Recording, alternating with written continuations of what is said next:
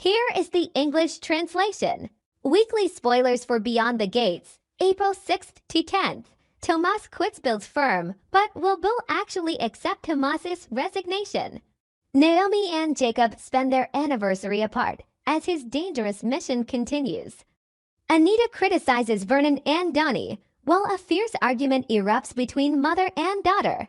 At Fairmont Crest, no resignation letter is ever truly just a resignation letter. Every decision to walk away feels like a blade slicing straight through the polished surface that powerful people have spent years trying to perfect. When Tomas placed that letter on Bill's desk and said he was leaving because of Haley, the answer sounded so simple, so brief, that it almost seemed beyond discussion. But that very brevity made it even more unsettling. A man like Tomas is not the kind of man who walks away simply because he has been insulted a few times or because his pride was wounded for a moment. He is mature enough to endure pressure, clear-headed enough to understand that the legal world is a place where reputations are bargained away every day, and realistic enough to know that leaving Bill's firm is not just leaving a job, but stepping out of a network of power that could shape his future. So if Tomas truly chooses to leave, that means the cost of staying has grown greater than what he can bear. Haley may have started with the intention of humiliating him.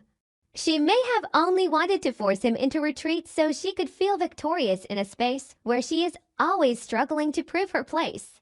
But the deeper one looks, the more it feels as though the attacks on Tomas's reputation are no longer just jealousy or a need for control. It feels more like silencing him. Because only when someone knows too much does their presence become a threat. Only when Tomas has accidentally brushed against a secret that Haley or Bill desperately wants hidden does forcing him out of the firm become something so necessary. That is why the moment Bill asked whether it was because of Haley, the question sounded more like a test than regret. If Bill truly wants to keep Tomas, then he will have to face an uncomfortable truth. This firm is cracking from within, and that fracture carries the name of his own marriage. But there is an even darker possibility. Perhaps Bill is not afraid of losing Tomas because of his talent, but because Tomas may take with him everything he has heard, seen, and guessed, and carry it into another firm. In the world of men accustomed to using influence to smother danger, the most frightening thing is not an enemy standing across from them, but a former ally walking out the door with a calm face and eyes that understand far too much. Tomas is leaving because of self-respect, and that is certainly true in part, but self-respect is rarely the only reason behind a decision this cold and deliberate. There is a deeper disappointment beneath the surface, as if he has seen something that makes him unwilling to place his name beside Bill's for even one more day. And when a man leaves not in a burst of rage, but with quiet finality, that is usually when the real war is only beginning. In contrast to the cold silence inside the law office, Naomi's pain appears in a softer way, but no less violent. A wedding anniversary should be a moment when two people look back on the promises they have carried together. Yet for Naomi, that day becomes an empty room. A stretch of silence so long it feels suffocating, where she is forced to face her greatest fear without Jacob beside her to deny it.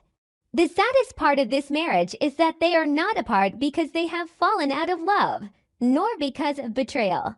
They have been split apart by a mission Jacob believes he must complete, a duty he places above his personal safety, but in doing so, he pushes Naomi into a state of waiting so cruel it becomes unbearable. When she says she fears he will not come home, that is not merely a fear of physical distance. It is the fear that one day the phone will stop ringing, the messages will stop being answered, and the man she loves will disappear into a darkness where she does not even have the right to know the truth. The deeper Naomi loves, the more helpless she becomes.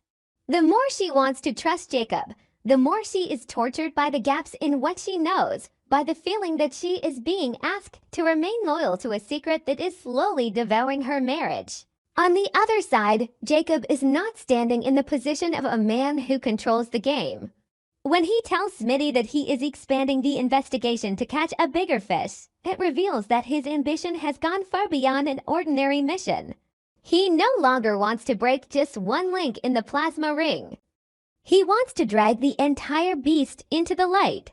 But the bigger the prey he hunts, the greater the danger that he himself will become the prey. Smitty throws the name Impaler into their conversation like a piece of cold steel, and from that moment on, the air around them changes. A case that gives its predator a name always means the other side is ruthless enough, organized enough, and familiar enough with making people disappear. Jacob may believe he is getting closer to the truth, but in investigations like this, the distance between hunting and being lured is only a single miscalculated step. The real problem is that men like Jacob usually only realize they have entered the trap when the door behind them has already closed. Smitty is no longer just an observer either. He is stepping deeper and deeper into that maze, and the harder he tries to help, the more easily he could become the next victim of the very truth they are chasing. What makes this storyline so haunting is not just the surface danger, but the feeling that both Jacob and Smitty are sacrificing more than they are willing to admit. One is sacrificing his marriage, the other his safety, and both may realize far too late that the whale they are hunting already knows it is being followed. Meanwhile, in the Dupree household, Easter dinner should have been a moment for the family to cling to one another in the face of illness and time. Yet instead it becomes another stage for suspicion and quietly unsettling signals. Jennifer Holliday's appearance may be a lavish gift, a gesture large enough to make the whole room pause and feel moved, but in families that have lived with secrets for too long, no gift is ever innocent. Vernon may truly only want Anita to be happy. He may only want her remaining days to feel lighter. But the fact that he tries to make everything so grand at exactly the moment Anita senses the smell of conspiracy gives that kindness the color of concealment. Anita is not the kind of woman who can be distracted by flowers, music, or glittering symbols of affection. The way she stops Vernon reveals the instinct of a woman who has lived beside that man long enough to know the difference between genuine care and a performance arranged too carefully. Perhaps Anita does not yet know the full truth. Perhaps she has only managed to piece together half the picture. But sometimes half is enough for someone to realize they are being treated like a sick woman who must be soothed rather than a wife who has the right to know. And that is what hurts Anita most. Illness may weaken her body, but it does not give anyone the right to strip her of her dignity or her right to face the truth.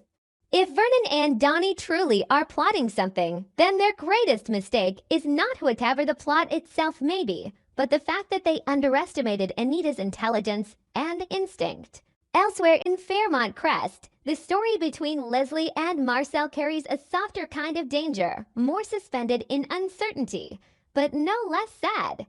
Marcel keeps talking about his retirement built like a man who has grown too exhausted by the swamp of his current life and is trying to hold onto a dream distant enough to give him a reason to keep going.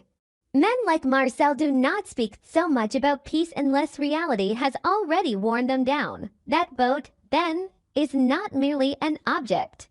It is a symbol of his desire to leave behind dirty games, dangerous people, and tangled ties he has been caught in for too long.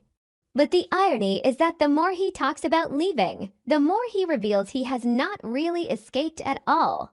Because if his heart were truly already outside of it all, Leslie would no longer have the power to drive him crazy.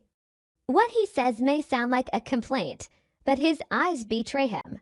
Irritation is sometimes only the polite shell around attraction, especially when the object of that attraction is a woman like Leslie, who always enters other people's lives through chaos, through need, through both allure and danger. For Leslie, things are even more complicated because her heart never arrives anywhere whole. Ted is still the great shadow inside her sense of lack, the obsession she has never managed to name as either loss or resentment. That is why Marcel's presence may simply be her way of filling the empty space, a temporary answer to the loneliness Ted left behind. A convenient substitute so she does not have to look directly at the weakest part of herself. But because Leslie always believes she is the one controlling other people's emotions, she may fail to recognize the moment when she herself is the one about to be hurt. Marcel may be a resting place, a tool, or a distraction. But relationships that begin with the intention of using one another often end with one person accidentally becoming sincere, while the other mistakenly believes they will be untouched.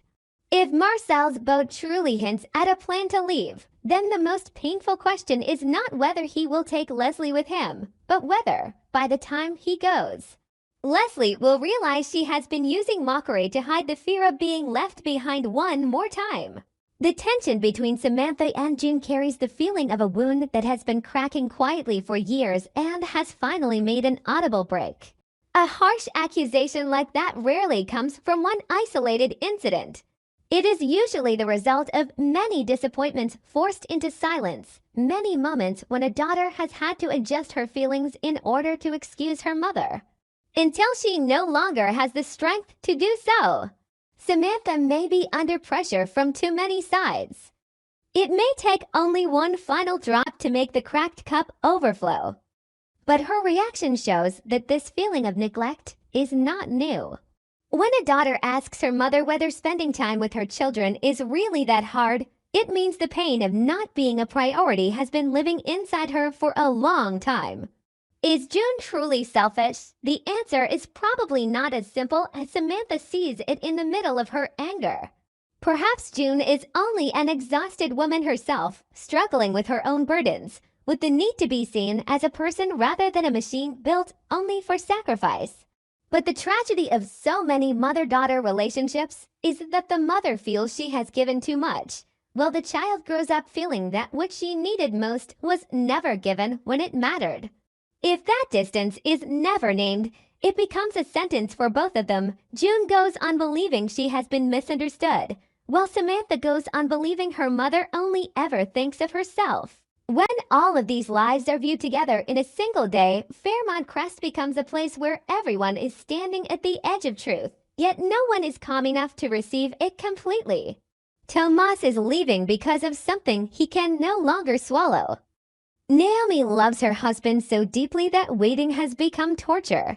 Jacob and Smitty are charging into darkness believing they hold the advantage, while it may be they who are being watched.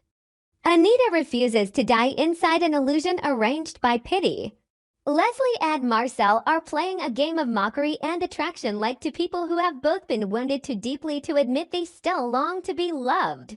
Samantha throws her most painful question at June not to win, but because at the bottom of it all she no longer knows any other way to force her mother to hear her pain. What makes this story so compelling is not just the events themselves, but the brittle emotional logic underneath them. None of these people is completely innocent, but neither does any of them deserve to be crushed by circumstance in quite this way. Each of them is acting out of a fear that is deeply human. Fear of humiliation, fear of losing the person they love, fear of betrayal, fear of abandonment, fear of spending their final days inside a lie, fear that if they stop moving, they will have nothing left to hold on to. And it is those fears that make them choose wrongly, speak wrongly, suspect wrongly, or arrive one beat too late to the truth. That is why the atmosphere of BTG feels so dark and magnetic right now. No one is simply living through one problem. They are all being pulled toward the darkest version of themselves, where every decision could become an irreversible turning point. And every sentence that seems brief on the surface contains a storm powerful enough to destroy a family, a marriage, or a career once it finally erupts. What do you think about my storyline? What do you think about Tomas submitting his resignation? Does his departure mean Bill is losing a real partner? Or just an ordinary employee? Will Haley celebrate Tomas walking away from Bill? Was this truly the right choice for him? And now that Tomas is no longer under Bill's control, could her secrets be exposed? If you have better ideas or more interesting theories, share them in the comments so everyone can discuss together. I truly appreciate every contribution and all of your support. Thank you so much. If you have not subscribed to us yet, please scroll down and hit the subscribe button.